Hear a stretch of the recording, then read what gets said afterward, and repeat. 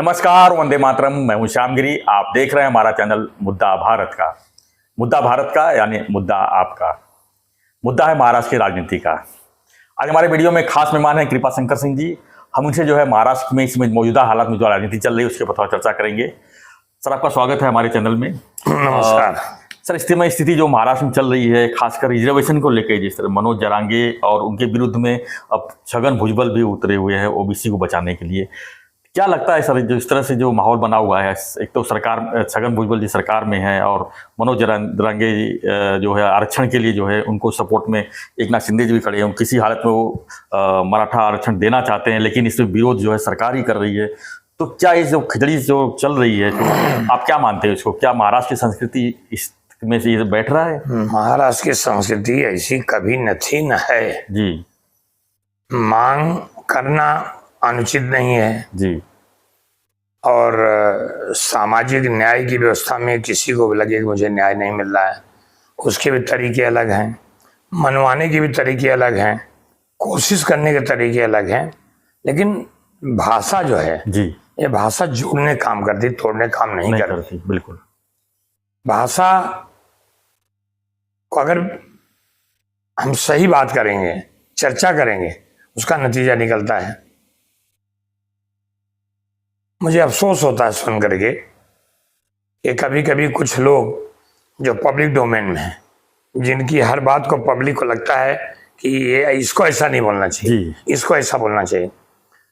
तो पहले तो लोगों को पता भी नहीं चलता था। आज अभी आप बोल रहे हो, देख रहे हैं, जो देख नहीं पाएंगे मोबाइल में डालेंगे और इतना ज़्यादा सोशल मीडिया में दौड़ा देंगे कि ये सबको पता चलता है। इसलिए भाषा जो है मर्यादित होनी चाहिए। अमर्यादित भाषा कोई भी बोलेगा, किसी के लिए बोलेगा, वो ठीक नहीं है। मैं तो उन तमाम ऐसे लोगों को मैं प्रार्थना करता, निवेदन करता हूँ कि महाराष्ट्र का कल्चर, महाराष्ट्र की संस्कृति कभी ऐसी तो न थी।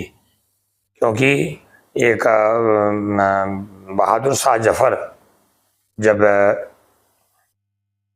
ये अंतिम बादशाह, मुगल बादशाह थे, वो जब उनको घर में नजर बंद कर दिया गया जी, तो उन्हें एक दो लाइन बोली थी, मुझे याद आ रहा है कि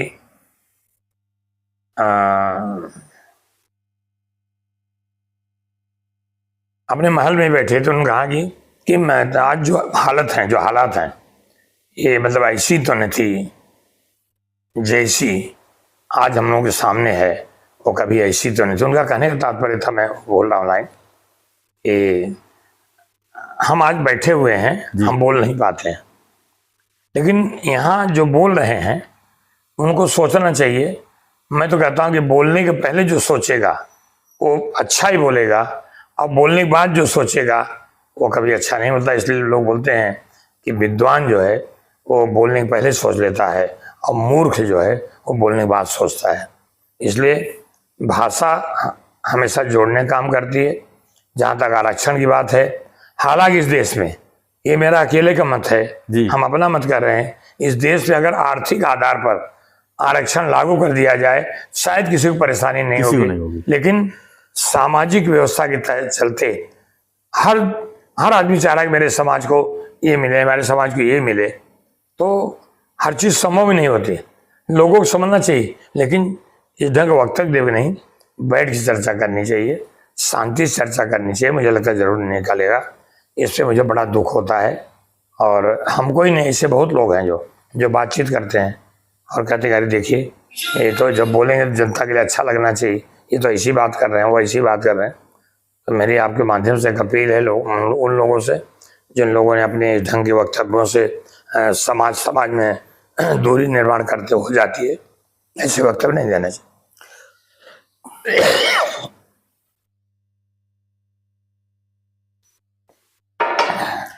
अब जिस तरह से वक्तव्य की बात कर रहे हैं, छगन भुजबल खासकर जो है अभी अलग अलग सभा ले रहे हैं और कह रहे हैं कि किसी भी हालत में ओबीसी के कोटे से जो है मराठा आरक्षण नहीं दिया जा सकता। और दूसरी बात, मराठा आरक्षण जो है अल्पसंख्यक में नहीं आता है, तो उनको क्यों मराठा रिजर्वेशन की ज़रूरत है? क्यों मनोज जरांगे उसके पीछे पड़े हुए हैं? क्यों सरकार उनके पीछे जो है उनके सरेंडर हो रही है? तो एक इस तरह की बातें कर रहे हैं।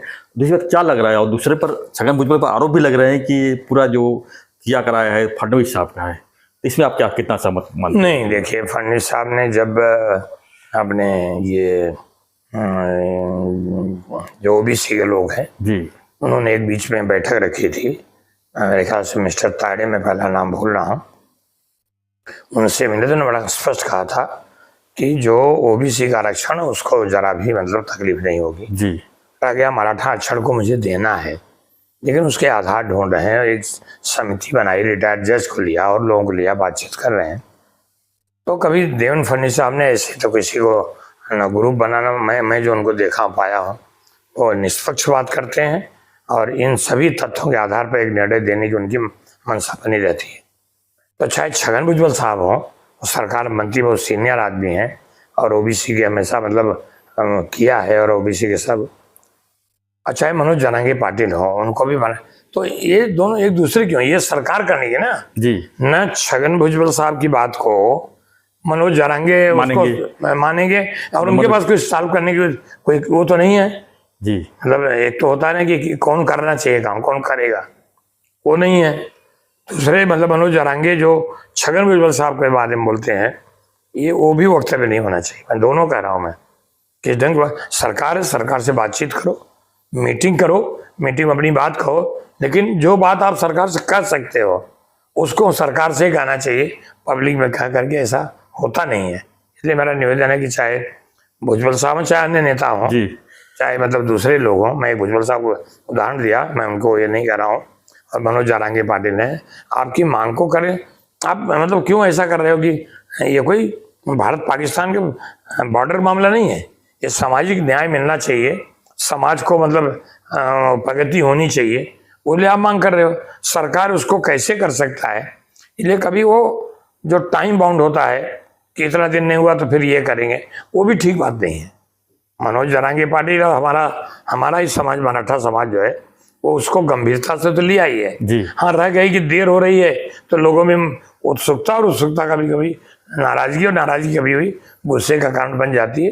लेकिन मुझे लगता है कि देवेंद्र फडणवीस साहब ने कहा है, और एकनाथ शिंदे साहब जो माननीय मुख्यमंत्री हैं, और अजीत पवार जी जो उप मुख्यमंत्री हैं, इन दोनों ने सबसे कहा है कि एक तो ओबीसी आरक्षण को हाथ नहीं लगेगा, उनका नुकसान नहीं होगा, और मराठा समाज को आरक्षण जरूर मिलेगा।